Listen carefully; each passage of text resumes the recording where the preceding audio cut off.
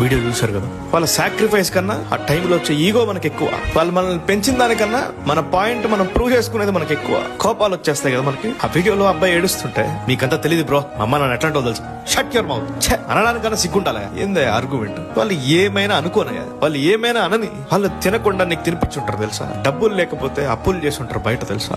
మనమే అందరం రిచ్ కుటుంబాలు కాదే, చాలా మంది పేదరికంలో ఉన్నాం, చాలా మంది మిడిల్ క్లాస్ కమ్యూనిటీలో ఉన్నాం.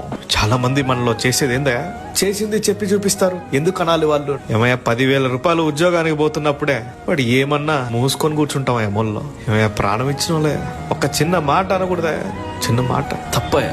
నీకు ఆకిల్ అంటే కూడా ఏందో తెలియనప్పుడు తిను తిను తిను తిను అని ముద్దలు తినిపించుంటారే. ఒక ఆయన ఏమో పొద్దునంతా కష్టం చేసి సాయంత్రం కూడా ఇంకేదైనా కష్టం చేస్తే మా ఇల్లు బాగుపడుతుందేమో అని చెప్పి చూస్తా ఉంటాడు. వీళ్ళిద్దరు, నేను మళ్ళీ చెప్తున్నా, వాళ్ళిద్దరు హట్ చేయకండి, వాళ్ళిద్దరిని బాధ పెట్టకండి. వాళ్ళు ఉన్నప్పుడే నువ్వేం కోట్లు తెచ్చివనక్కన్నా. ఎవరికి కావాలి కోట్లు? ప్రేమగా మాట్లాడండి,